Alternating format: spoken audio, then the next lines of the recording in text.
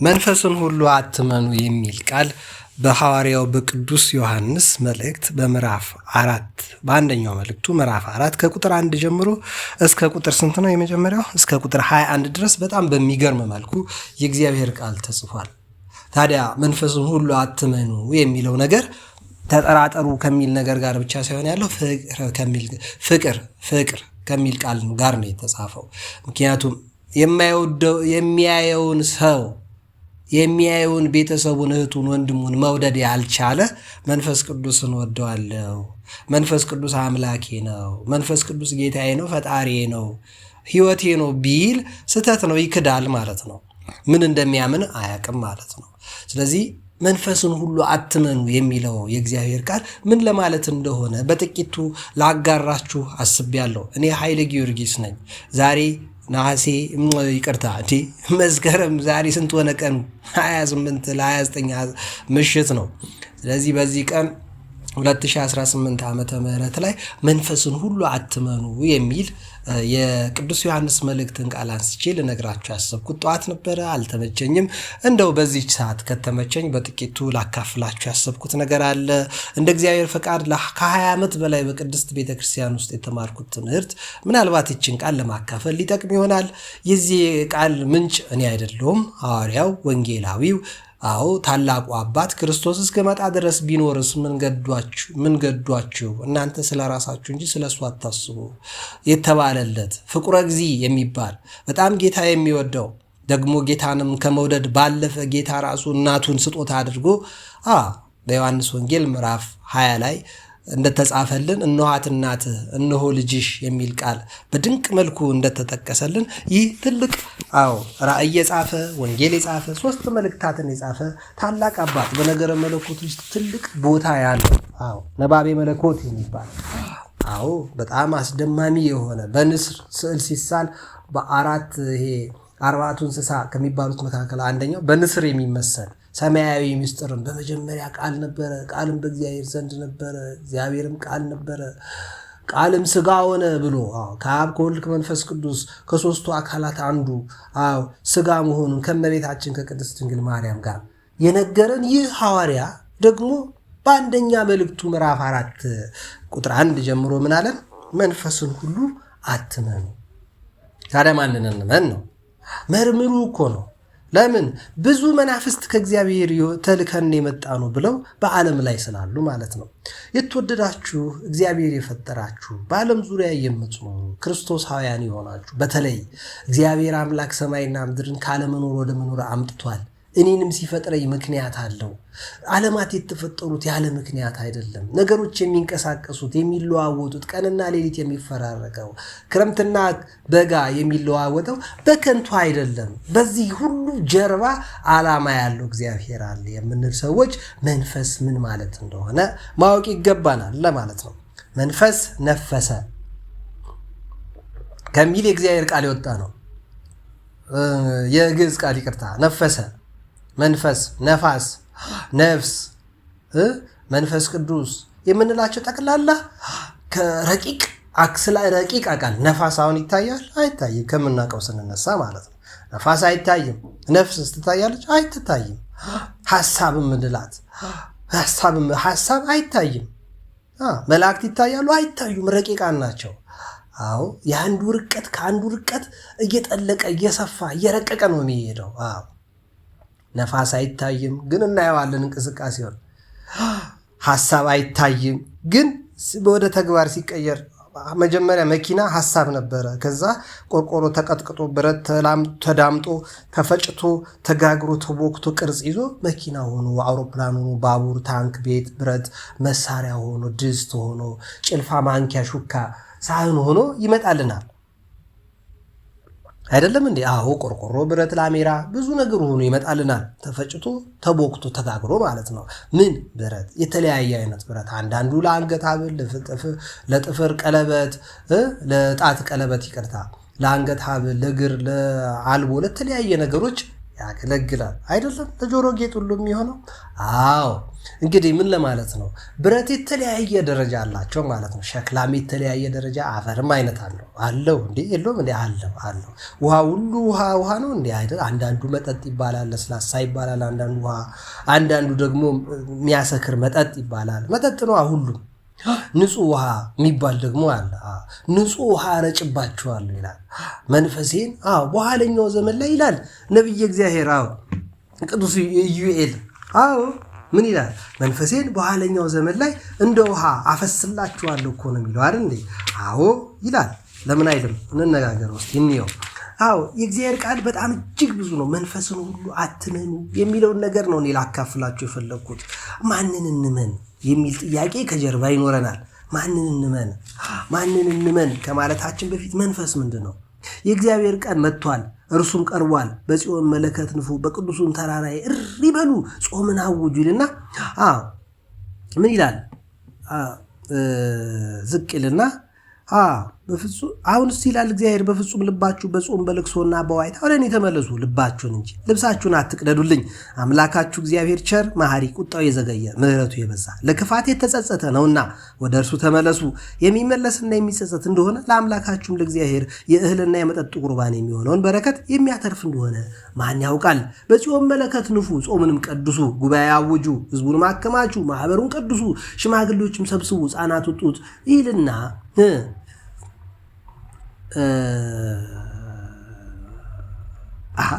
ተሳሳትኩ እንዴ?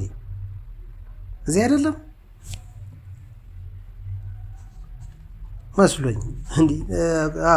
በትንቢተ ኢዩኤል ምዕራፍ 2 መስሎኝ እንዴ? መንፈሴን በኋለኛው ዘመን ላይ አፈሳለሁ የሚለው ትንቢተ ኢዩኤል ላይ አይደለም እንዴ ወዳጆች? እሺ ለማንኛውም መንፈሱን በኋላው ዘመን ላይ በሰዎች ላይ ያፈሳል። የሚያፈሰው መንፈስ ግን የሚታመን ታሪክ የሚሰራ ነገር የሚቀይር ሕይወት የሚያስተካክል የተበጠበጠውን የሚያረጋጋ የሚያሰክን የሚያበስል የሚቀድስ የሚያነጻ ንጹህ የሚያደርግ ነው መንፈስ ቅዱስ። መንፈስ ቅዱስ እንዴት ያለ መንፈስ ነው? የሚቀድስ የሚያነጻ የሚባርክ ከፍ የሚያደርግ አይ ቲንክ ያገኘሁት ይመስለኛል። ምንድን ነው የሚለው? ከዚህ በኋላ እንዲህ ይሆናል፣ መንፈሴን በስጋ ለባሽ ሁሉ ላይ አፈሳለሁ፣ ወንዶችና ሴቶች ልጆቻችሁ 2:28 ብያለሁ። እውነት ነው፣ ተሳሳት። ስጋ ለባሽ ሁሉ ላይ አፈሳለሁ፣ ወንዶችና ሴቶች ልጆቻችሁ ትንቢት ይናገራሉ፣ ሽማግሌዎቻችሁ ህልም ያልማሉ። ምን አይነት ህልም? ቅዠት ነው? ከየት የተገኘ ህልም ነው? ከእግዚአብሔር። ጎበዞቻችሁ ራእይ ያያሉ። ምን አይነት ራእይ? ዛሬ ባለ ራእይ በዝቷላ፣ ህልም የሚያልም በዝቷላ። ደግሞ በዚያ ወራት በወንዶችና በሴቶች ባሪያዎች ላይ መንፈሴን አፈሳለሁ ይላል እግዚአብሔር። አያፈስም? ያፈሳል። መቼ? በየዘመኑ ያፈሳል እግዚአብሔር። በማን ላይ? ባለፈው እንደነገርኳችሁ የጌታን ስም የሚጠራ ከአመፅ ይራቅ ተብሏል። መንፈስ ቅዱስ አመፀኛ ላይ ሊያድር አይችልም። አመፅ ነውር የሆነ ክፋት የሆነ ነገር የሚያደርግ አድርጎ የተባለውን የሚያደርግ ጻድቅ ነው። አድርጎ የተባለውን የማያደርግ ግን አመፀኛ ነው። አታድርጉ የተባለውን የሚያደርግ አመፀኛ ነው። አታድርጉ የተባለውን ደግሞ እሺ ብሎ የማያደርግ እሱ ጻድቅ ነው። የጌታ መንፈስ ሊያድር የሚችለው ደግሞ ራሱን በቀደሰ እንዲህ ባለው ላይ ነው። በላይ በሰማይ ድንቆችን አሳያለሁ፣ በታች በምድር ደመና፣ እሳት፣ የጢስ ጭጋግ። ታላቁና የሚያስፈራው የእግዚአብሔር ቀን ሳይመጣ ፀሐይ ወደ ጨለማ ጨረቃም ወደ ደም ይለወጣል። እንዲሁም ይሆናል። የእግዚአብሔርን ስም የሚጠራ ሁሉ ይድናል። የጌታን ስም የሚጠራ ሁሉ ይድናል ይላል አይደለም እንዴ? ባለፈው እንዳየነው በሐዋርያው ቅዱስ ጳውሎስ መልእክት ላይ የጌታን ስም የሚጠራ ደግሞ ከአመፅ ይራቅ ተብሎ ተጽፏል። መንፈስ ቅዱስ አደረብኝ የሚል ሁሉ ከአመፅ ይራቅ። አታድርግ የተባለውን ማድረግ የለበትም። አድርጉ የተባለውን ማድረግ ነው ያለበት። የእግዚአብሔርን ስም የሚጠራ ሁሉ ይድናል። እሺ ከዛስ? እግዚአብሔርም እንደተናገረ በጽዮን ተራራና በኢየሩሳሌም መድኃኒት ይገኛል፣ ደግሞም እግዚአብሔር የጠራቸው የምስራች የሚሰበክላቸው ይገኛሉ ተብሎ ተጽፏል። ይህ ድንቅ ቃል በነቢየ እግዚአብሔር በቅዱሱ በኢዩኤል መልእክት ላይ ትንቢት ላይ ምዕራፍ 2 ከቁጥር 28 ጀምሮ የተገኘ ነው። መንፈሴን ስጋ ለባሽ በሆነ ሁሉ ላይ አፈሳለሁ ብሏል። አላፈሰስም እንዴ ወዳጄ? አፍስሷል። ሰው ሲያደርግ መጀመሪያ ከመንፈሱ ዘግኖ ቆጥሮ ፈጥሮ ሰተቅ ነፍስ የምትባል ነፍስ ከመንፈስ ቅዱስ አሰራር መካከል አንዷ ነች። ህይወት ነው። መንፈስ ማለት ህይወት ማለት ነው፣ ሞት ማለት ነው። እኛ የሙታን መንፈስ አይደለም ያለን፣ የሕያው የእግዚአብሔር ቅዱስ መንፈስ ነው ያለን። ሰው መሞት ይችላል በፈቃዱ፣ ግን ሕያውነትን ነው እኛ ልናውቅ የሚገባን። ምንድን ነው ሕያውነት? ሞትነት አልተፈቀደልንም። የተፈጠርነው ለህይወት ነው። የተፈጠርነው ለደስታ ነው። የተፈጠርነው ለሳቅ፣ ለጫወታ፣ ለእርጋታ፣ ለምቾት፣ ለፈጠራ፣ ለጥበብ፣ ለከፍታ ነው። የእግዚአብሔር ስም የጸና ግንብ ነው ይላል አይደለ? ጻድቅ ወደ እርሱ ሮጦ ከፍ ከፍ ይልበታል። የእግዚአብሔር ስም ከፍ ነው የሚያደርገው። አንዱ የእግዚአብሔር ስም ማን ነው? መንፈስ ቅዱስ። አብ ወልድ መንፈስ ቅዱስ ብሎ ጌታችን መድኃኒታችን ኢየሱስ ክርስቶስ በማቴዎስ ወንጌል ምዕራፍ 28 ላይ ሲነግረን በከንቱ አልነገረንም። አብ ወልድ መንፈስ ቅዱስ። እኛ በአንድነትና በሶስትነት የምናምን አብ ወልድ መንፈስ ቅዱስ አንድም ሶስትም ብለን እግዚአብሔርን ልዩ ባህሪ እንዳለው የምናምነን፣ ምክንያቱም እግዚአብሔር መንፈስ ነው። ለሰማርያዊቷ አንድ ሰው ብቻ ቢያገኝ ጌታ እግዚአብሔር ይሰብካል። ዛሬ ብዙ ሰባኪያን ብዙ ሰው ሲገኝ ነው መስበክ የምንፈልገው፣ ማስተማር የምንፈልገው፣ እውቀት ማካፈል የምንፈልገው። ብዙ መምህራን፣ ብዙ አዋቂዎች፣ ብዙ ዝነኞች፣ ብዙ ቆንጆ ሰዎች፣ ብዙ ባለስልጣኖች፣ ሀብት፣ ጥበብ፣ እውቀት፣ ዝና ያላቸው ሰዎች ማስተማር የሚፈልጉት በዛ ሲል ነው። ለምን? መንፈሳቸው ደስ አይሰኝም። ምን አይነት መንፈስ ስለሆነ? አመፀኛ መንፈስ ስለሆነ ማለት ነው። የእግዚአብሔር መንፈስ ቅዱስ ያደርበት እውነተኛው የእግዚአብሔር መንፈስ የባህሪ ገንዘቡ የሆነ ህይወቱ ሁሉ መንፈስ ቅዱስ የሆነ መድኃኒታችን ኢየሱስ ክርስቶስ ሰማርያዊቷ ሲገኝ ምንድን ነው ያለው? ጥበብም ሐኪምም ዳኛም እውነተኛ መድኃኒት ፈውስ ነውና አንቺ ሴት ውሃ ጠጭኝ አላት። ከመቼ ወዲያ አንተ አይሁዳዊ አይደለህ አለችው። በሚያየው ነዋ እግዚአብሔርን የሚመዝነው። ጥቁሮች እግዚአብሔር ጥቁር ይመስለናል። አረቦች አረብ ይመስላቸዋል እግዚአብሔር። ቻይኖች ቻይና ይመስላቸዋል። አሜሪካውያን አሜሪካዊ ነው ይመስላቸው እግዚአብሔር። አውሮፓውያን አውሮፓ ይመስላቸዋል። የተለያዩ ጃፓኖች ጃፓናዊ ሊመስላቸው ይችላል። መምሰሉ አይደለም ወዳጄ። እግዚአብሔር አንተን ቢመስል ክፋት የለውም። አንተ ግን እግዚአብሔርን መምሰል አለመምሰል ግን ክፋት ሊኖረው ይችላል። እግዚአብሔርን ከመሰልከው ክፉ አይደለም። እግዚአብሔርን ከመሰልሽው ክፉ አይደለሽም። እግዚአብሔር እኔን ምሰሉኝ ብለዋል። እርሱን መምሰል ይጠበቅብናል። ቅዱስ ጳውሎስ እንዳለ እኔ ክርስቶስን እንደምመስል እናንተ እኔን ምሰሉ አለ። ምን ማለት ነው? ይህ ሁሉ መንፈስን ሁሉ አትመኑ፣ ነገር ግን መናፍስት ከእግዚአብሔር ሆነው እንደሆነ መርምሩ። ለምን? ብዙ ሐሰተኞች መናፍስት፣ ብዙ ሐሰተኞች ነቢያት፣ ሐዋርያት፣ ባለ ራእይ፣ ነቢይ ነን የሚሉ ወጥተዋል አሉና የእግዚአብሔርን መንፈስ በዚህ ታውቁታላችሁ። በምን? መጀመሪያ ከዛ በፊት መንፈስ የሚለው ከግዕዝ ቃል ነው የመጣው። ነፈሰ፣ ነፍስ፣ ተነፈሰ፣ ህይወት ሰጠ ከሚል ትርጓሜ ካለው የግዕዝ ግስ ነው የተገኘው። ስፒሪት እንለዋለን። ሂ ሎስት ሂዝ ስፒሪት፣ ሺ ሎስት ሄር ስፒሪት ስንል ደከመች፣ ሞራሏ፣ ወኔዋ፣ ሀሳቧ ሁሉ ተሰበረ፣ ድቅቅ አለ እንደማለት እኮ ነው። ይሄ ምን ማለት ነው? መጀመሪያ ከሞራልም ጋር ይገናኛል፣ በፍልስፍና ይገናኛል፣ በሳይኮሎጂ ብዙ ይባላል፣ በፖለቲካው ብዙ ሳይንስ አለው፣ በዓለም ምጣኔ ሀብት ባለው ሁኔታ የህዝቡ መንፈስ ደክሟል እንላለን፣ መንፈሳቸው ቀዝቅዟል እንላለን። መንፈስ ቅዱስ ግን ሁል ጊዜ ሙቀት ነው። መንፈስ ቅዱስ ልምላሜ ያለው፣ መንፈስ ቅዱስ አጠገብ ያለ ህይወትን ያለው፣ ደስታ፣ ሰላም፣ የመንፈስ ፍሬዎች ተብለው የተጻፉልን በገላትያ መልእክት ምዕራፍ 5 ላይ ቅዱስ ጳውሎስ የዘረዘረልን እነዛ የመንፈስ ፍሬዎች መንፈስ ቅዱስ ያለበት ቦታ ሁሉ ህይወት አለ። እኛ ህይወት ያለን መንፈስ ቅዱስ ነፍስ ስለሰጠን ነው። እግዚአብሔር የህይወትን እስትንፋስ እፍ ስላለብን ነው። እፍስ ብሎብናል። ነፍስ አለችን። እጽዋት ይተነፍሳሉ፣ ነፋሳት ይንቀሳቀሳሉ። ነፋስ አለ። ነፋስ የእግዚአብሔር ፍጥረት ነው። ህይወት ይዘራል። በእውነት እንስሳት፣ እጽዋት፣ በባህር ያሉ፣ በአየር የሚንቀሳቀሱ፣ በምድር ላይ የሚሽከረከሩ ሁሉ ነፍስ አላቸው። ምን አይነት ነፍስ? ደማዊት ነፍስ እንላለን፣ የሰው ነፍስ እንላለን። የመላእክት ደግሞ መንፈስ፣ መላእክቱ መንፈስ አገልጋዮቹን የእሳት ነበልባል የሚያደርግ ተብሎ በነቢየ እግዚአብሔር ቅዱስ ዳዊት መዝሙር ላይ ተዘምሯል። መላእክቱን መንፈስ ነው ያደርጋቸው። ምን ማለት ነው? ረቂቅ ነው መንፈስ። እንቅስቃሴ አለው፣ ሙቀት አለው፣ ህይወትን ይሰጣል ማለት ነው። መንፈስ ቅዱስ ስንል ደግሞ ለየት ያለ ነገር ነው። ቅዱስ መንፈስ ነው። እርኩስ መንፈስ አለ ወዳጅ። መንፈስን ሁሉ አትመኑ የተባለው ለምንድን ነው? እርኩስ መንፈስ ስላለ ነው። ቅዱስ መንፈስ አንድ ብቻ ነው። አንድ እሱም ህይወት ነው የሚሰጠው።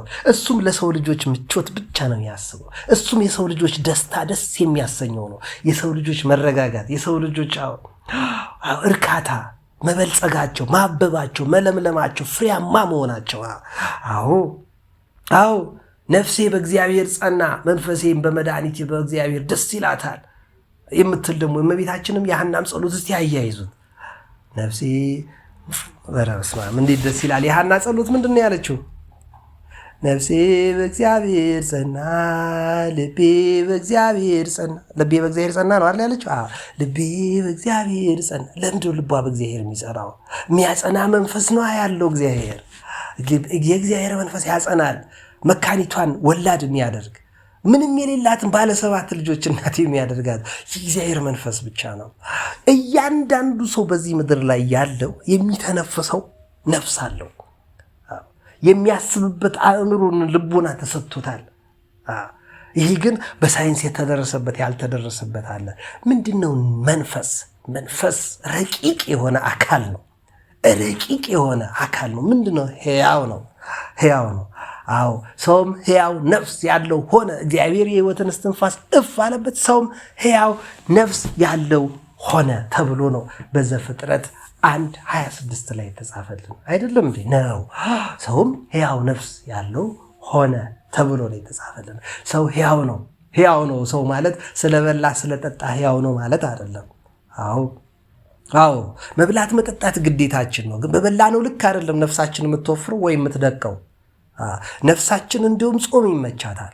ነፍሳችን መሰብሰብ ይመቻታል። ጥበብ ትወዳለች፣ መረጋጋት ትወዳለች፣ ማስተዋል ትወዳለች፣ እግዚአብሔር ማድነቅ ትወዳለች። መንቀሳቀስ ነው።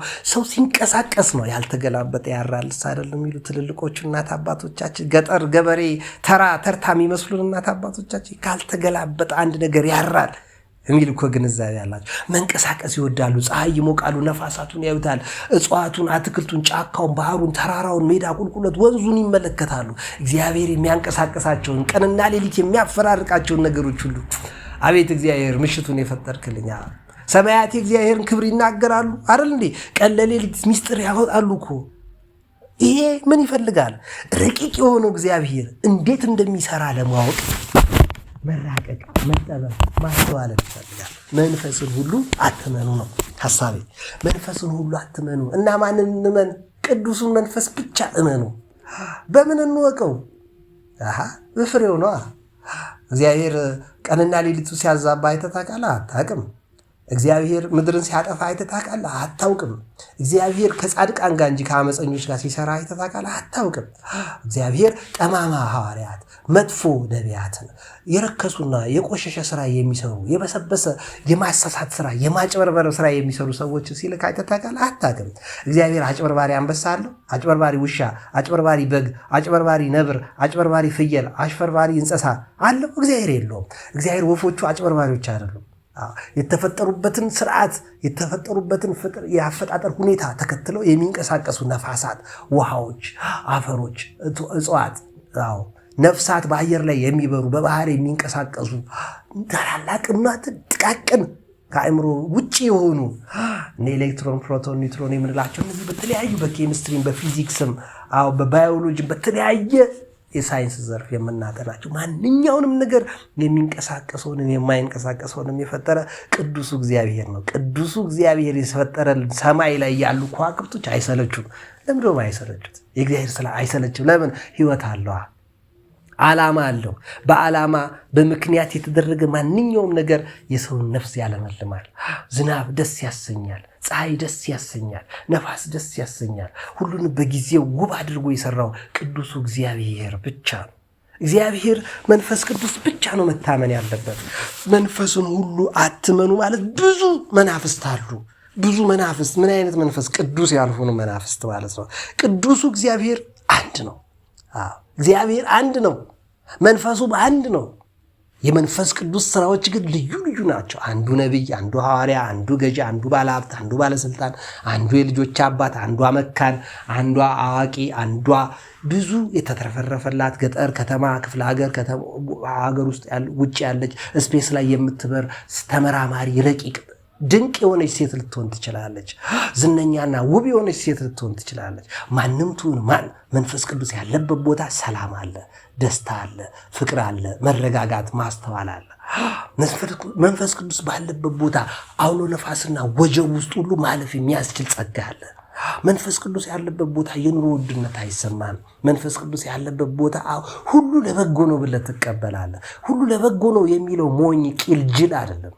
ሁሉ ነገር ለበጎ ነው የሚለው እግዚአብሔር ምንም ነገር ያለ ምክንያት ስለማያደርግ ነው። በማንኛውም በሚደረጉት ጥፋቶችም ውስጥ ነው የቅድስና ስራ ውስጥ እግዚአብሔር ዓላማ አለው። እግዚአብሔር በጥሶ መስራት ይችላል። መንፈስ ቅዱስ ነው ረቂቅ ነው። ቤት በኩል እንዴት ማንም የእግዚአብሔር አሰራር የሚያውቅ የለም። እንዲህ ይላል ቃሉ፣ የእግዚአብሔር መንፈስ በዚህ ታውቃላችሁ፣ ኢየሱስ ክርስቶስ በስጋ እንደተገለጠ ድንግል ማርያምም እንደወለደችው ድንግል ማርያም የጌታ እናት እንደሆነች የሚያምን ኢየሱስ ክርስቶስ ደግሞ የድንግል ማርያም ልጅ እንደሆነ የሚያምን ትክክለኛው የእግዚአብሔር መንፈስ ቅዱስ ያለበት ሰው ነው እሱ። እግዚአብሔር በስጋ እንደተገለጠ የሚያምን ቃል ስጋ ሆነ ብሎ የሚያምን ቅድስት ኦርቶዶክሳዊት ተዋሕዶ ቤተክርስቲያን የምታስተምረው ስለ ክርስቶስ የምታስተምረውን ስለ ድንግል ማርያም የምታስተምረውን በትክክል የሚቀበል ሰው እሱ የእግዚአብሔር መንፈስ ያደረበት ሰው ብቻ ነው። ኦርቶዶክስ የምታስተምረውን ማስተማር ትችላለህ። ኦርቶዶክስ የምታስተምረውን ዛሬ ቴሌግራምም ዩቲዩብም ፌስቡክም ላይ ቻት ጂፒቲም በቃ ይሄ አርቲፊሻል ኢንተለጀንስ ጎግልም ብትጠይቀው ኦርቶዶክስ እንደምታምነው ስለ መንፈስ ቅዱስ እስቲ ንገረኝ ብትለው ስለ ድንግል ማርያም፣ ስለ ቅዱስ ሚካኤል፣ ስለ ቅዱስ ገብርኤል፣ ስለ መላእክት፣ ጻድቃን፣ ሰማዕታት ብቻ ስለ ክርስቶስ እስቲ ኦርቶዶክስ ትምህርት ንገረኝ ብትለው ይነግርሃል። ቴፕም ካሴትም ሲዲም ሊያጫውትልህ ይችላል። ስለ መንፈስ ቅዱስ ብዙ መጽሐፍ ተጽፎ ልታገኝ ትችላለህ። ድንግል ማርያም ጌታ እግዚአብሔርን ወልደዋለች፣ ቃልም ስጋ ሆኗል፣ አምላክ ሰው ሆነ፣ ሰው አምላክ ሆነ። ይሄ የሚለው ድንቅ ሚስጥር ከገባ አንተ ኢየሱስ ክርስቶስ እግዚአብሔር ሰው ሆኖ በስጋ እንደተገለጠ ድንግል ማርያምም እንደወለደችው የመረጣትም እግዚአብሔር እንደሆነ እስከ መስቀል ድረስ የተገኘች ከቤተልሔም እስከ ቀራንዮ የተገኘች ድንቅ ልጅ ዮሐንስ የተሰጣት ልዩ በሆነ ሚስጥር በኦርቶዶክሳዊት ተዋሕዶ ቤተክርስቲያን የምትታመን የጌታ እናት ተብላ የምትከብር የምትቀደስ ደግሞ አማላጅነቷ፣ በረከቷ፣ ጽድቋ፣ ጸጋዋ፣ ረድኤቷ የጌታ ልጅነቷ፣ ቅርብነቷ ቅሩብ አምላክ አዜ መንጦላት ከነበረው ከሰይጣን ይልቅ ድንቅ የሆነ ስልጣን ያላት ወላዲተ አምላክ ነብራት ቅድስት ድንግል ማርያም ጌታን ወልደዋለች ብለህ ማመን የምትችል ከሆነ አንተ ከርኩስ መንፈስ አይደለም፣ ከቅዱሱ ከእግዚአብሔር መንፈስ ነው። ሔዋን የወለደችው አቤልን ነው። ከዚያም ሴትን ነው የወለደችው። በአቤል ምትክ ልጅ ተሰጠኝ ብላ በሴት ነው ሔዋን ደስ ያላት። በመጀመሪያ በአቤል ነበረ፣ ወንድሙ ቃየል ገደለው፣ ጨካኝ ሆነበት። የቃየል ታሪክ ተደምስሶ ጠፋ። ከዛ ከ200 ዓመት በኋላ ሴት የሚባል ልጅ ሰጠኝ እግዚአብሔር፣ የአቤል ምትክ ሆነ፣ ነፍሴን አስደስታት፣ ሕይወቴን ቀጠላት ስትል ሴት አለችው። ሔዋን እናታችን አትጠራጠር። ሔዋን የወለደችው ሴትን አቤልን ነው። ድንግል ማርያም ግን ሕይወት ሰጪውን ሕይወት ሟችን አይደለም ድንግል ማርያም የወለደችው ፈጣሪን፣ የሕይወትን ምንጭ፣ የሕይወትን ራስ፣ የሕይወታችንን አቅጣጫ የሚያስተካክለንን የሕይወታችን ትርጉም የሆነውን ድንግል ማርያም የወለደችው ጌታን ያው እግዚአብሔርን የወለደችው ኢየሱስ ክርስቶስ በስጋ እንደመጣ የሚታመን መንፈስ ሁሉ ከእግዚአብሔር ነው። ከቅድስት ኦርቶዶክሳዊት ተዋሕዶ ቤተክርስቲያን ትምህርት ጋር የማይጋጭ ማንኛውም ሰው ተዋህዶ የሚለው ነገር እንዴት እንደሆነ ለመመራመር ለማወቅ ጥረት የሚያደርግ ሰው ተዋህዶ ምን ማለት እንደሆነ የክርስቶስ ሰው መሆን የአምላክ ሰው መሆን የሰው አምላክ መሆን ድንቅ ሚስጥር በድንግል ማርያም እንዴት እንደተፈጸመ ይኩነኒ በከመ ትቤለኒ የሚለው የድንግል ማርያም ጸሎትን ነያመቱ ለዚ ይኩነኒ በከመ ትቤለኒ ያለችው ምን ማለት ነው? ተፈሲ ማርያም ተፈሲ ማርያም ተፈሲ። እንዲህ ምን ማለት ነው? ተፈሲ እንዲህ አባቴ ምንድን ያላት? ደስተኛይቱ ሆይ ደስ ይበልሽ፣ እግዚአብሔር ከአንቺ ጋር ነው፣ ከሴቶች ሁሉ ተለይተሽ የተባረክሽ ነሽ፣ የማኅፀንሽ ፍሬ ቡሩክ ነው፣ ጸጋን የተሞላሽ ደስተኛይቱ ሆይ ደስ ይበልሽ አላት። እንዲህ ምን ያለ ሰላምታ ነው አለችው። አረ ከእግዚአብሔር ፊት ነው ሞገስ ያገኘሽው፣ እግዚአብሔርን የወደደሽ የመረጠሽ እግዚአብሔር ነው፣ ከአንቺ ይወለድ ዘንድ ወዷል። እንዴ እንዘያ በቃ ወንድ አላውቅም እኔ ወንድ አላውቅም በህይወቴ እና እንዴት ይሆናል አለችው። እውነት ነው፣ መሬት ያለ ዘር ሴት ያለ ወንድ ወልድ አታውቅም፣ አንቺ ግን ትወልጃለሽ። ምክንያቱም ይህ የእግዚአብሔር ዓላማና ዕቅድ ነው። ሔዋን የሚሞትን ልጅ ወለደች፣ አቤልም ሞተ። ምትኪያ የአቤል ምትክ ሆኖ ያስደስተኝ ያለችው ሴትም ሞተ። ሁሉ ሞቱ። ህይወት ሰጪው የሞቱትን የሚያስነሳው ታሪክ የሚቀይረው ህይወት የሚያስተካክለው ተስፋ ስታደርጊ የነበረው ለሔዋን እናትሽ የምትመኙ ዳግማዊቷ ሔዋን ሆነሽ በእግዚአብሔር ፊት ሞገስን አግኝተሻልና ፈቃደኛ ከሆንሽ ከአንቺ ሊወለድ ፈቅዷል። ይህ ግን እንደ ሰው ፈቃድ እንደ ወንድ ፈቃድ አይደለም። ሰውን ካለመኖር ወደ መኖር ያመጣው እግዚአብሔር፣ ከአዳም ገላ ላይ ሔዋንን ያወጣ እግዚአብሔር ከአንቺ መወለድን ፈልጓል። ትፈቅጃለሽ አላት በእግዚአብሔር ድንቅ ስራ። ይህን ደግሞ ምንድን ነው? ዘመድሽ ኤልሳቤጥ አሮጊቷን ሰውነቷን አለምልሞ የዘካርያስን ሰውነት አጽምቶ ጽንስ እንዲጸንሱ ያደረገ ዮሐንስን የመሰለ ልጅ የሰጣቸው እግዚአብሔር ነው። ለእግዚአብሔር የሚሳነው ነገር አለ ወይ አላት። የለም። እንደዚህማ ካልከኝ ከእግዚአብሔር እቅድ ውስጥማ ውጭ አይደለሁም። በእግዚአብሔር እቅድ የተወለድኩ ሰው ነኝ። እግዚአብሔር የሚወደኝ እግዚአብሔርን የምወደው የማመልከው ጌታዬማ ከኔ ሊወለድ ከፈለገ ይኩነኒ በከመ ትቤለኒ ያለችው የዛን ጊዜ የዕለት ጽንስ ሆኖ ጌታችን መድኃኒታችን ኢየሱስ ክርስቶስ በየጥቂቱ ተጸንሶ ቆይቶ በ9ኛ ወር ተወልዶ በእመቤታችን ቅድስት ድንግል ማርያም አይደለ እንዴ ተፈሥሒ ወላዲተ እግዚእ ሐሴቶሙ ለመላእክት እንላለን አይደል? ተፈሥሒ እስመ ድልዎ ተሰመይኪ ወላዲተ አምላክ እንላለን አንልም? እነዚህ ሁሉ እመቤታችን ቅድስት ድንግል ማርያም ከጌታችን ከመድኃኒታችን ከኢየሱስ ክርስቶስ ድንቅ ምስጢር ያገኘችው አቤት እነ ቅዱስ ኤፍሬም እነ ቅዱስ ያሬድ ደጋጋ አባቶቻችን ኢየሱስ ክርስቶስ እንዴት ሆኖ በስጋ እንደተገለጠ ገብቷቸው ተራቀቁበት እኮ በቀኝ። እስቲ እሱን አለፍ እንበለው። ኢየሱስ ክርስቶስ በስጋ እንደመጣ የማይታመን መንፈስ ሁሉ ከእግዚአብሔር አይደለም። አሁን የሙስሊሞች መንፈስ ከእግዚአብሔር ይከብደናል አንልም። የጆቫ መንፈስ ከእግዚአብሔር ነው አይደለም። ፕሮቴስታንቱ ዓለም ያለው ከእግዚአብሔር ነው አይደለም። በካቶሊኩ ዓለም አለ ብለን እናምናለን? እኔ አላምንም። በኦንሊ ጂሰስ በሌላው ዓለም አናምንም። ምክንያቱም እመቤታችን ቅድስት ድንግል ማርያም የአምላክ እናት ነች ብሎ የሚያምን የለማ። የአምላክ እናት ነች ብሎ የሚያምነው ግን እርሱ የክርስቶስ መንፈስ ያደረበት ብቻ ነው። ስለዚህ ሃይማኖቶች ብዙ ስለሆኑ በመንግስታዊ አሰራር እኩል ስለሆኑ በዓለማዊ ሕግ ላይ እኩል ስለሆንን እኩል ነን ማለት አለ። መንፈስ ቅዱስ ከርኩስ መንፈስ ጋር እኩል መሆን አይችልም።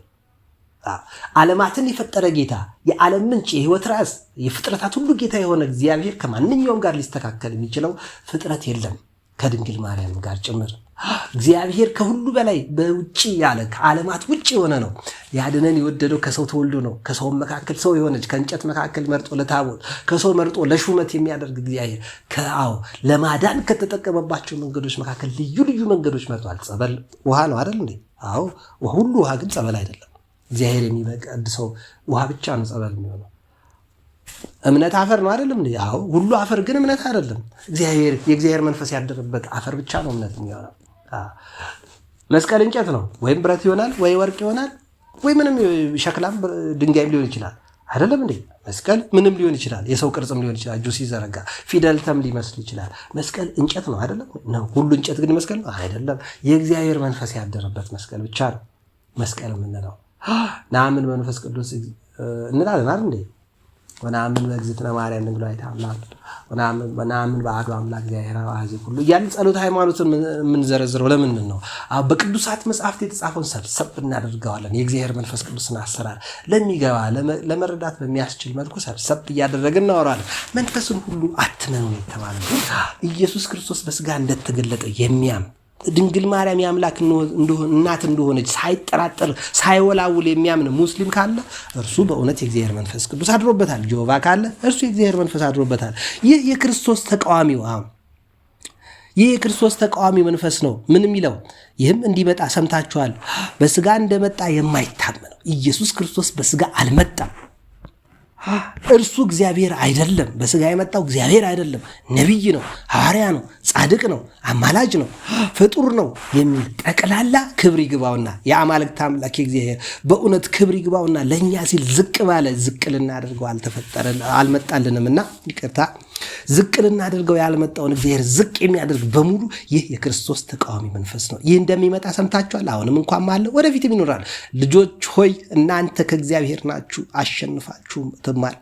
በዓለም ካለው ይልቅ በእናንተ ያለው ታላቅ ነው። በልጅነት የተቀበላችሁት በ40-80 የተቀበላችሁት ያልተቀበላችሁትም በዓለም ዙሪያ ያላችሁ እግዚአብሔር ሁሉንም ፍጥረታት ካለመኖር ወደ መኖር ያመጣው ጌታ የማይታየው አምላክ የማይታየው ባህሪ የማይታየው ኃይሉ የማይታየው ገናናነቱና ክብሩ በዓለም ላይ ከሚታየው ከምንም ነገር በላይ ግዙፍ ረቂቅ በጣም እጅግ የረቀቀ እንደሆነ የምናውቀው ነፍስን መፍጠር ይችላል፣ መላእክትን መፍጠር ይችላል፣ ሐሳብን መፍጠር ይችላል፣ ነፋሳትን መፍጠር ይችላል፣ ረቂቅ የሆኑ ሕዋሳትን መፍጠር ይችላል። ባክቴሪያ፣ ባክቴሪዮሎጂ፣ ቫይሮሎጂ እያል በሳይንሱ ዓለም በሕክምናውም ሳይንስ ሊሆን ይችላል፣ በኬሚስትሪውም በባዮሎጂም ሊሆን ይችላል፣ በተለያዩ ባዮሜዲካል ኢንጂነሪንግ እየተባለ በሚጠኑት ብቻ በየትኛውም ጥቃቅን ሕዋሳትን በሚያጠናው መካከል ቫይሮሎጂ እያለን ስለ ቫይረስ እናጠናለን፣ ባክቴሪዮሎጂ እያለን ስለ ባክቴሪያ እናጠናለን አይደል?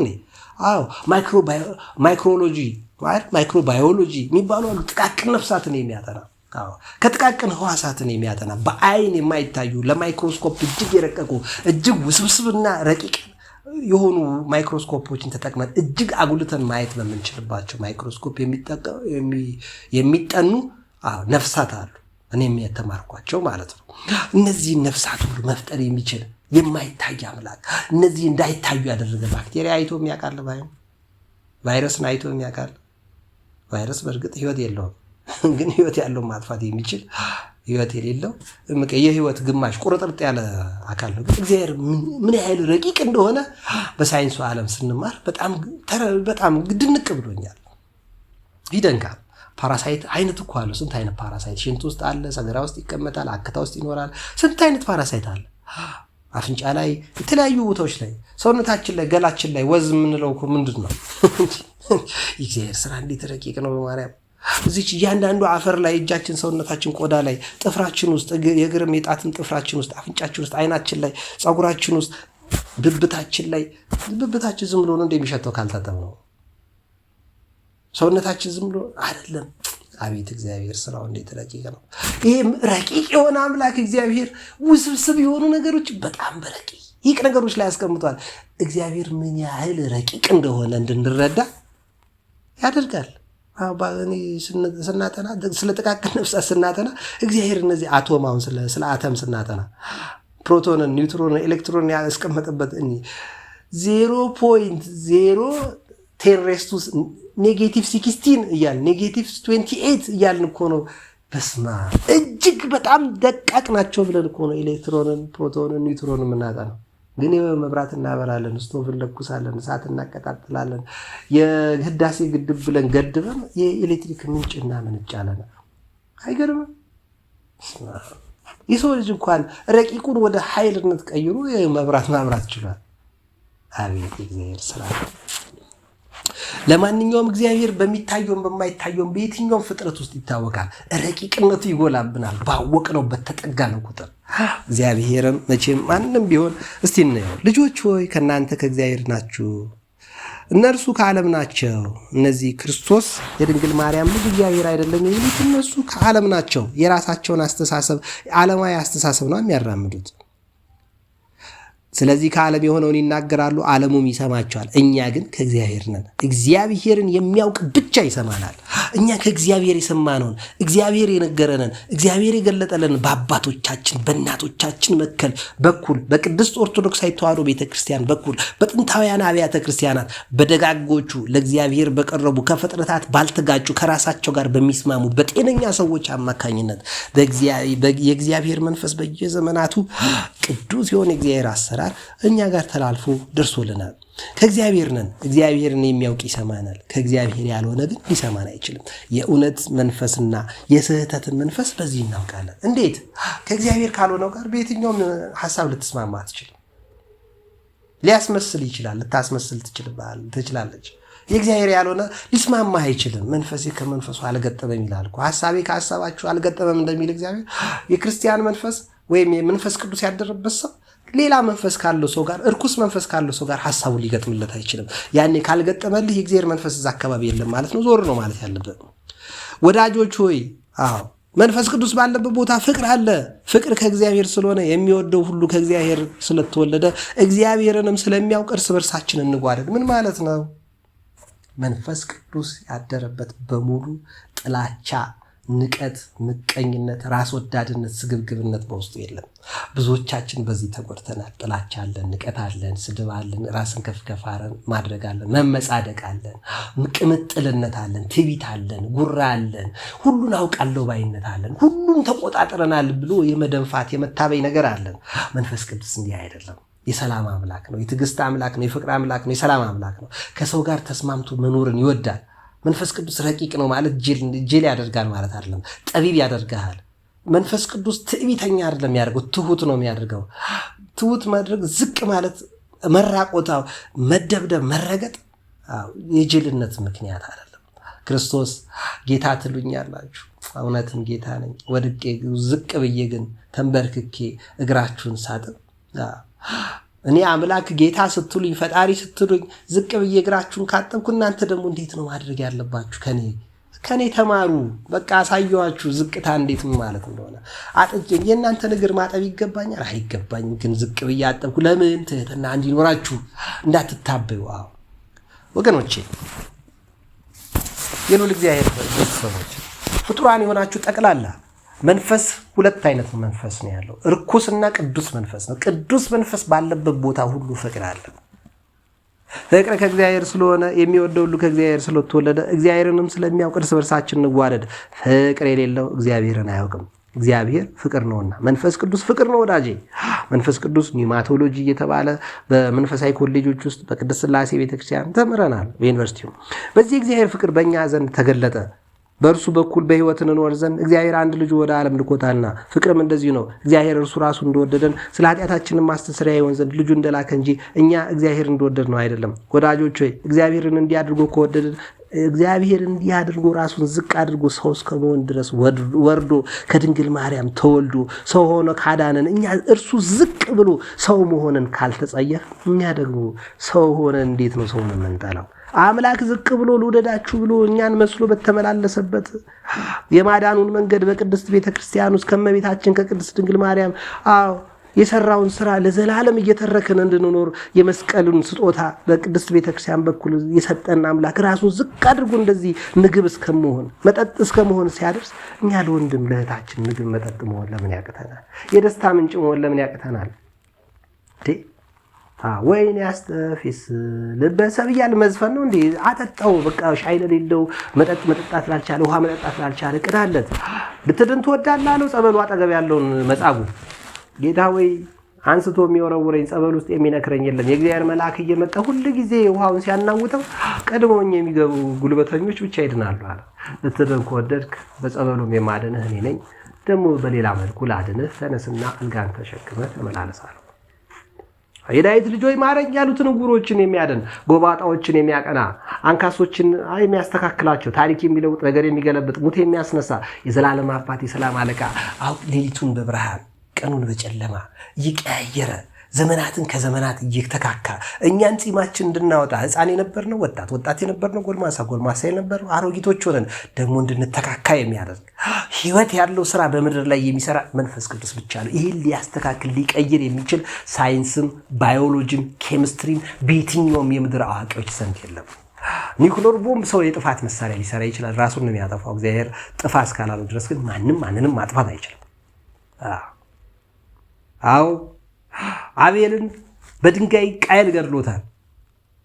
ነገር ግን ቃየል ሞቶ ቆሞ እንኳን በምድር ላይ ተቅበዝባዥና ብኩን ነበረ። አቤል ግን ሞቶ እንኳን ሕያው ነው።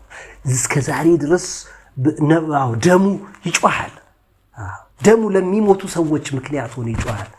አቤል የሚባሉ ልጆች በምድራችን ላይ ያሉት ስሙ በረከት ስለሆነ እኮ ነው። ብዙ አቤሎች እናውቃለን። እኔ እንኳን ብዙ አቤል የሚባሉ ጓደኞች አሉ። ለማንኛውም እግዚአብሔር ባለበት ቦታ ፍቅር አለ። የእግዚአብሔር መንፈስ ቅዱስ ስጦታ ባለበት በየትኛውም ቦታ ፍቅር አለ። እስቲ የትኛው ቸርች ውስጥ፣ የትኛው ሃይማኖት ውስጥ፣ የትኛው መስጊድ ውስጥ፣ የትኛው አካባቢ ነው ፍቅር ያለው? ፍቅር የሚመስል ነገር ልታይ ትችላለህ። የሚያበለጨልጭ ሁሉ ግን ምንድነው? ወርቅ ነው አይደለም ወዳጅ። በዚህ የእግዚአብሔር ፍቅር በእኛ ዘንድ ተገለጠ፣ በእርሱ በኩል ሕይወት እንኖር ዘንድ እግዚአብሔር አንድ ልጁ ወደ ዓለም ልኮታልና። ፍቅር እንደዚህ ነው፣ እግዚአብሔር እርሱ ራሱ ወደደን፣ ስለ ኃጢአታችን ማስተስሪያ ይሆን ዘንድ ልጁ እንደላከ እንጂ እኛ እግዚአብሔርን እንደወደድ ነው አይደለም። ወዳጆች ሆይ እግዚአብሔር እንዲያድርጎ ከወደደን እኛ ደግሞ እርስ በርሳችን ልንዋደድ ይገባናል የሚለውን ደገምኩት። ለምን? ይሄ ታላቅ ሚስጥር ያለበት ነውና። እግዚአብሔርን ማንም ከቶ አላየውም፣ እርስ በርሳችን ግን እንዋደዳው። መንፈስ ቅዱስ ማን ያየው ከእናንተ መካከል? እኔ አላየሁትም። አይታችሁታል? እኔ አላየሁትም። ነፋስን ያየ ሰው አለ? የለም። ሐሳብንስ ማየት የሚችል የለም። ነፍስን ማየት ትችላለህ? አትችልም። መላእክትን ያየ ሰው አለ? ካልተገለጡለት በስተቀር እንዴት ነው የሚያየው? መላእክትን ለማየት ደግሞ ነፍስን ለማየት ስለ ነፋሳት ለመረዳት ስለ ነፍሳት ለማወቅ ባዮሎጂ፣ ኬሚስትሪ፣ ፊዚክስ ማጥናት ብቻ በቂ ነው አይደለም።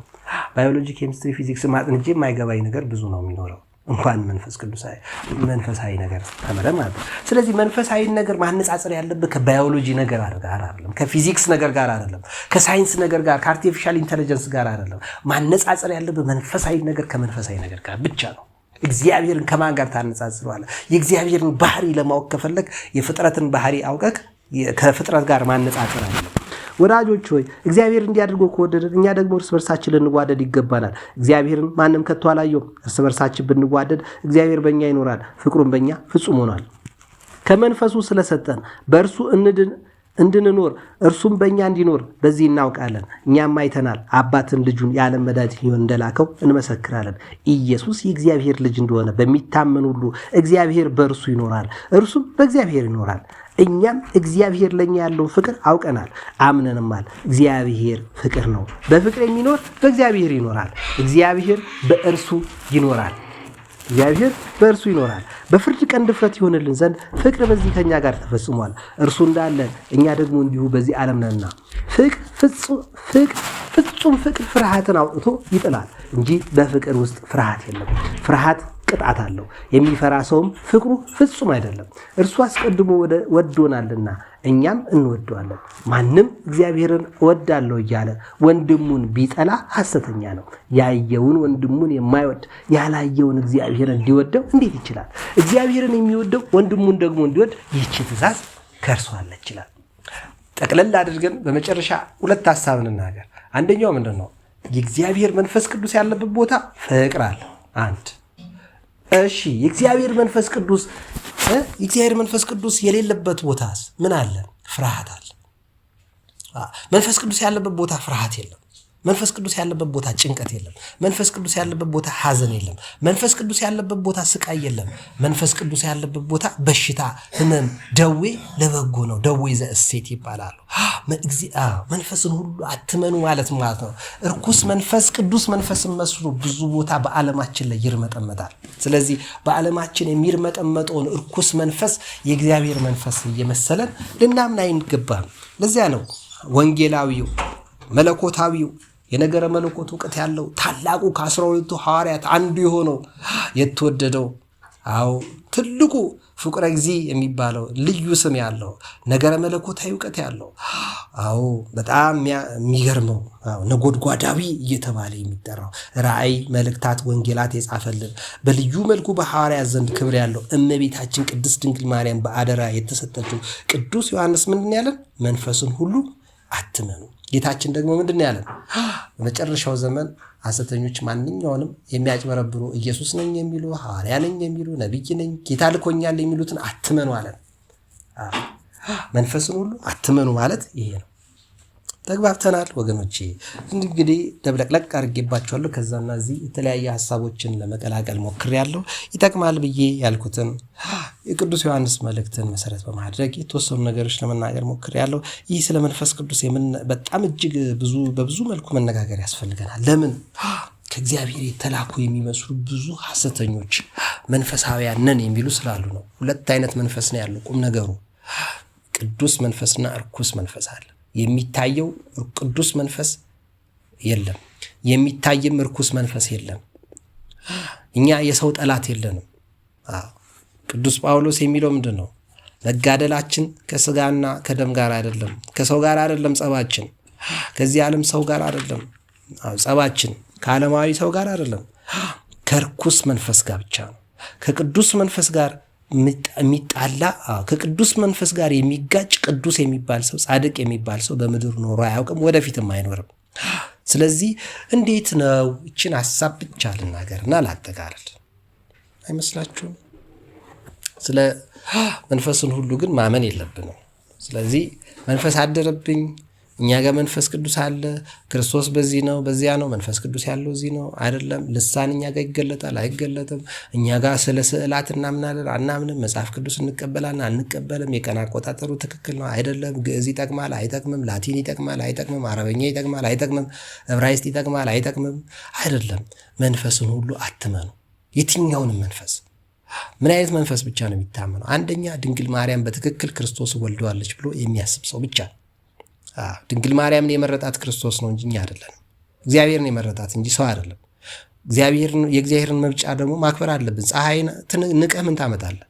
ጨረቃን ንቀህ ምን ታመጣለህ? ከዋክብቶችን ንቀህ ምን ታመጣለህ? ጨለማን ለምን ፈጠርክ ብለህ ከእግዚአብሔር ጋር መጣላት ትችላለህ? ክረምት ለምን ታመጣብናለህ ብለህ ትናደድ ትችላለህ? አትችልም።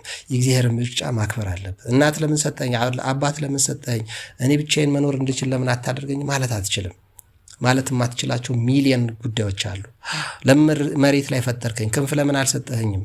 ቀንድ ለምን አልሰጠኸኝም? ጥፍር ለምን አልሰጠኸኝም? መርዝ ለምን አልሰጠኸኝም ማለት አትችልም።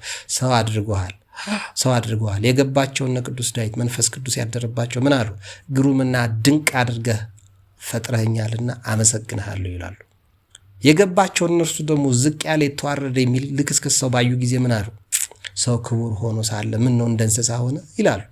መንፈስ ቅዱስ ሲያድራየ ሁሉንም ነገር ትረዳለህ። መንፈስ ቅዱስ ያደረበት ሁሉንም ይመረምራል እንጂ አይመረመርም። መንፈስ ቅዱስ ያደረበት ሁሉንም ይመረምራል። ስለዚህ መንፈሳዊ ለመሆን መሰራት ያስፈልጋል። እንዴት ነው የምንሰራው? ያገኘነውን እየበላን ያገኘነውን እየጠጣን መመጠን ካልቻለን መንፈስ ቅዱስ ከኛ ጋር ሊያድር አይችልም። መንፈስ ቅዱስ አደረብኝ፣ መንፈስ ቅዱስ ይወደኛል፣ መንፈስ ቅዱስ እኔ ላይ ሊያድር ይችላል፣ የእግዚአብሔርን ስም እጠራለሁ ምን ሁሉ ከአመፅ ልንረቅ ይገባል። አመፅ ደግሞ አለማመጣጠን ነው። ማመጣጠን፣ ነገሮችን ማመጣጠን፣ በልክ ማድረግ፣ በልክ መኖር፣ በልክ መተኛት፣ በልክ መብላት፣ በልክ መጠጣት፣ በልክ መንቀሳቀስ፣ ትምህርትንም ስራንም ገንዘብንም ማጣትንም ማግኘትንም በልክ ማድረግ። እግዚአብሔር ሰጠ፣ እግዚአብሔር ነሳ፣ የእግዚአብሔር ስም የተመሰገነ ይሁን ማለት መቻል፣ ይሄ የእግዚአብሔር መንፈስ ያለበት ቦታ ብቻ ነው የሚቻለው። አጣው ብሎ የሚያብድ አገኘው ብሎ የሚቀደድ ይሄ ለመንፈስ ቅዱስ አሰራር አይመችም። አንመችም ማለት ነው። እህቴ ወንድሜ፣ በያላንበት ማንኛውም ቦታ ብንሆን የመንፈስ ቅዱስ አሰራር ግልጽ ነው። ምንድን ነው ግልጽነቱ? እግዚአብሔር መንፈስ ነው። መላእክቱ መንፈስ ናቸው። ጻድቃን፣ ሰማዕታት፣ ቅዱሳን ሁሉ የምንላቸው መንፈሳውያን ናቸው። ከቅዱሱ ከእግዚአብሔር መንፈስ የተቀበሉት ደግሞ ፍሬያቸው ጠቅላላ ብርሃናማ ፍሬ ነው። ምን አይነት ፍሬ? ፍቅር አላቸው፣ ሰላም አላቸው፣ ትዕግስት አላቸው፣ ሰው መውደድ አላቸው፣ ከፍጥረታት ጋር አይጋጩም። በኑሯቸው ሁሉ በዘመናቸው ሁሉ ተከብረው አክብረው ነው የሚኖሩት። እግዚአብሔር ይበቃቸዋል ሲላቸው በሚያስፈልገው አቅጣጫ ያርፋሉ። ሰማዕታት አይናቁም ሰው ስለገደላቸው። እነ ቅዱስ ጊዮርጊስን ጻድቃን ሰማዕታትን ብናቃለን ምን እናመጣለን? እኛው ቀለን እንቀራለን እንጂ ያከበራቸው እግዚአብሔር ነው። የጻድቅ ሞት በእግዚአብሔር ዘንድ የከበረ ነው ያለው ቅዱሱ መጽሐፍ መስሎኝ እኔ ነኝ ሰው ነው ያለው እንዴ? ሕገ መንግስት አይደለም ይሄ ያለው። የጻድቃን ሞት በእግዚአብሔር ዘንድ የከበረ ነው። ያለ ምክንያት አይደለም ጻድቅ የሞተው። ሰርቆ አይደለም፣ አጭበርብሮ ገድሎ አይደለም። ጻድቅ ግፍ ተሰርቶበት ነው እንደ አቤል የሚሞተው።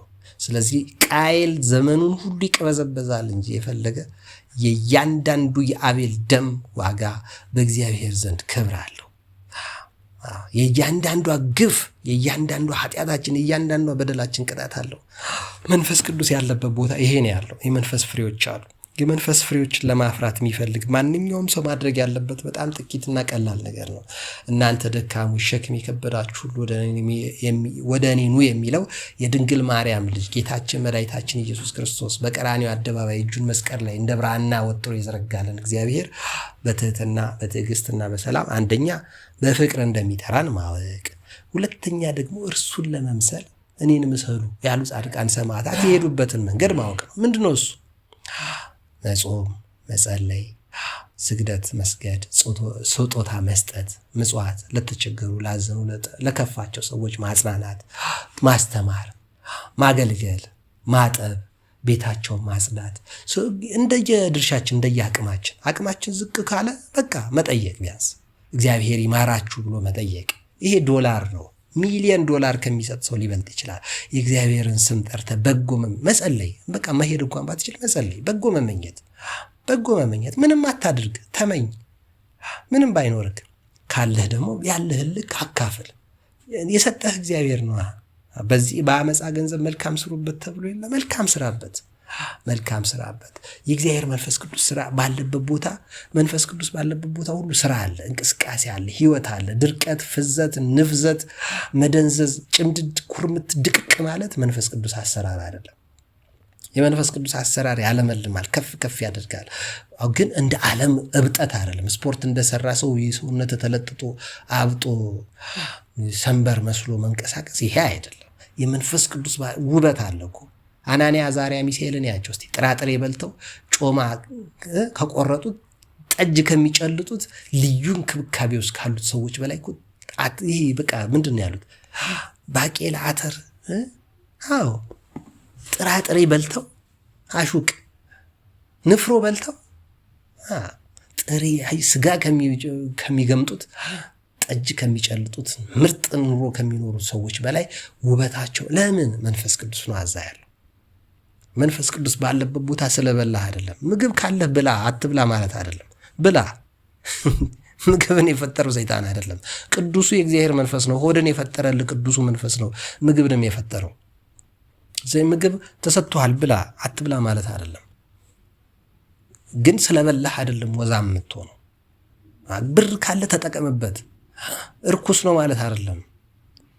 ያን ብር ለማግኘት እኮ ጉልበት የሰጠህ እግዚአብሔር ነው፣ ቅዱሱ መንፈስ ነው። ህይወት እፍ የሚልበት እንዲህ ቤት ካለ ተጠቀምበት፣ ተደሰትበት። ልጆች ሲሰጥ ተደሰት፣ ሚስት ስታገኝ ተደሰት። አዎ ልጆች የእግዚአብሔር ስጦታዎች ናቸው። መልካም ሴትን ያገኘ ደስ ይሰኛል። ለምን? መልካም ሴት ከእግዚአብሔር ዘንድ ስለሆነች። ብዙ ያለህን ሁሉ ተጠቀምበት። ከሌለህ ግን አመስግን፣ ባለህም አካፍል።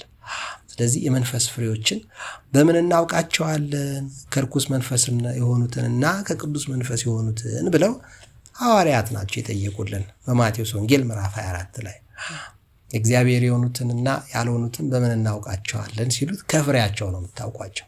የእግዚአብሔር መንፈስ ያደረባቸው ሁሉ ጻድቃን ቅዱሳንን አይጠሉም። ከነርሱ በፊት የነበሩ ሚሊዮን ጻድቃን ሰማዕታት ጋር አይጋጩም። ድንግል ማርያምን አያቃልሉም። ቅዱሳን መላእክት ላይ አፋቸውን አይከፍቱም፣ አያላግጡም።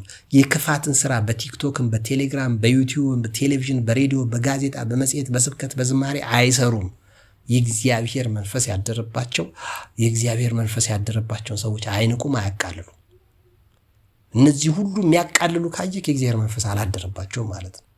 አላደረባቸው። ከነዚህ ቲክቶክ ላይም ቢሆን ዩቲዩብም ላይ ፌስቡክም፣ ቴሌግራም፣ ቴሌቪዥን ላይ ራቃቸው።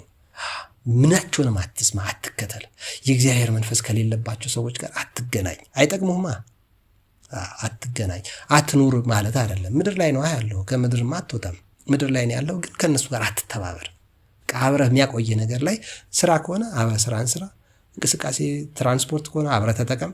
ጉርብትና ከሆነ አብረህ ኑር። በማህበራዊ ጉዳይ ተገናኝ፣ ግን አብረህ ከነሱ ጋር አታውካ፣ አትጋገር፣ አትግመጥ። አብረህ ብዙ ነገር ላይ አብሬ ምንድነው ልጸዳዳል እንደሚባለው አብረህ ምንም ነገር ላድርግ አትበል፣ አትዶልት፣ አትምከር። የእግዚአብሔር መንፈስና ሰይጣን መንፈስ አንድ አይነት ምክር አይመክሩ። ስለዚህ የመንፈስ ቅዱስ ፍሬ ያለባቸው ሰዎች ፍቅር፣ ሰላም፣ ደስታ፣ ትዕግስት፣ በጎነት፣ ቸርነት፣ ቅንነት፣ ደግነት አላቸው። ስለዚህ መንፈስ ቅዱስ ጠቅላላ ህይወት ነው ስራው።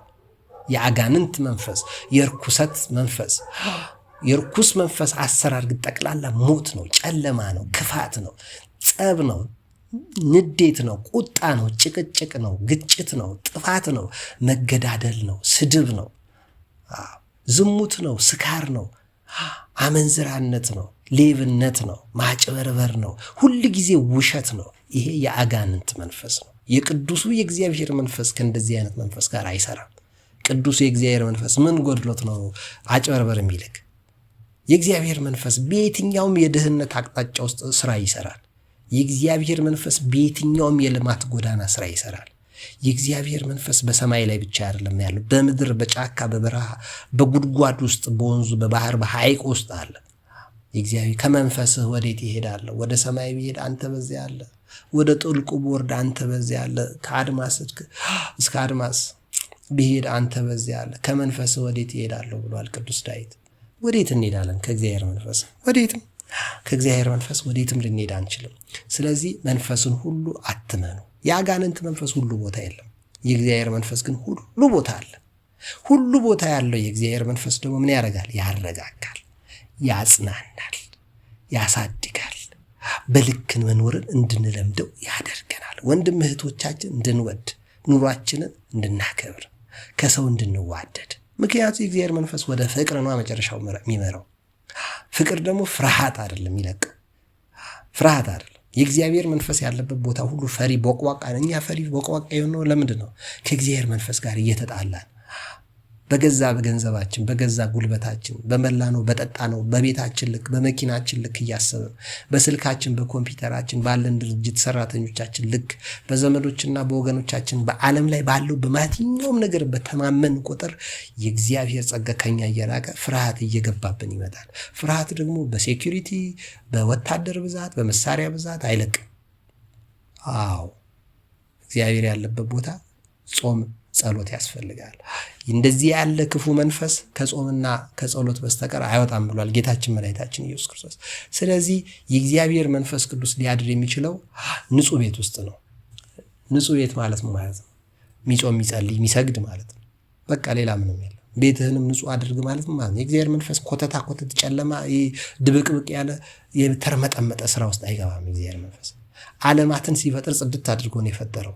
ሰውንም ውብ አድርጎ ነው የፈጠረው። በባህርም በአየርም በምድርም የፈጠራቸው እያንዳንዱ እጽዋት፣ አትክልቶች፣ ነፍሳትን፣ እንስሶችን ጠቅላላ ንጹህ አድርጎ ህይወት ያላቸው አድርጎ በትክክል መጥኖ ነው የፈጠራቸው። በሰማይ የምናየው ፍጥረት፣ በምድር የምናየው፣ በባህር ማንኛውንም ፍጥረት በከዋክብትም ላይ በየትኛውም ላይ ሁሉንም አመጣጥኖ ንጹህ አድርጎ ነው የፈጠረው። ያቆሸሽነው እኛንን ያቆሸሽነው ማጽዳት የኛ ፈንታ ነው።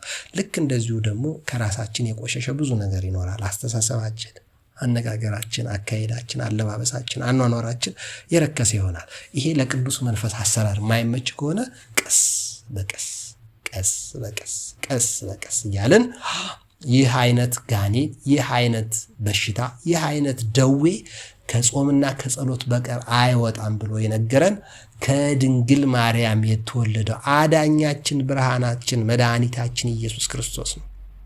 ስለዚህ ከክርስቶስ ውጭ የምንሰማው የለንም ማለት ነው። በምግብ የሚወጣ ጋኔን የለም። በመጠጥ የሚወጣ ጋኔን የለም። በሱስ የሚወጣ ጋኔን የለም። በመስገብገብ በቁጣና በንዴት በጩኸትና በፉከራ የሚወጣ ጋኔን የለም። በጾምና በጸሎት ግን አለ። ይህን የነገረን መድኃኒታችን ኢየሱስ ክርስቶስ ነው። ስለዚህ ከእግዚአብሔር ፈቃድ ጋር ተስማምተን ከአጋንንት መንፈስ አሰራር ርቀን፣ አዎ ጸባችን ከሰው ጋር ስላልሆነ ከአጋንንት መንፈስ ጋር ነው። እነዚህ አጋንንት ደግሞ ጾም አይወዱም፣ ጸሎት አይወዱም፣ ስግደት አይወዱም፣ የእግዚአብሔርን ቃል አይወዱም፣ ቤተክርስቲያንን አይወዱም፣ ቅዱሳን ጻድቃን ሰማዕታትን አይወዱም፣ ገድላት፣ ድርሳን፣ ታምራት አይወዱም። የቤተክርስቲያን የሆነ ነገር ሁሉ ይቀፋቸዋል። ለምን ይቀፋቸዋል? ብርሃን ስላለው፣ ህይወት ስላለው ነው። ህይወት ቢኖር ኖሮ አጋንንት ጋር እንሄድ ነበረ። ማን ሄደው? ለምንድን ነው? ህይወት ስለሌለ ነው። ስለዚህ ህይወት ያለበት ሄደን ህይወት እንዲሆነልን የእግዚአብሔር ቅዱስ ፈቃድ ይሁን። የሁላችን መጨረሻ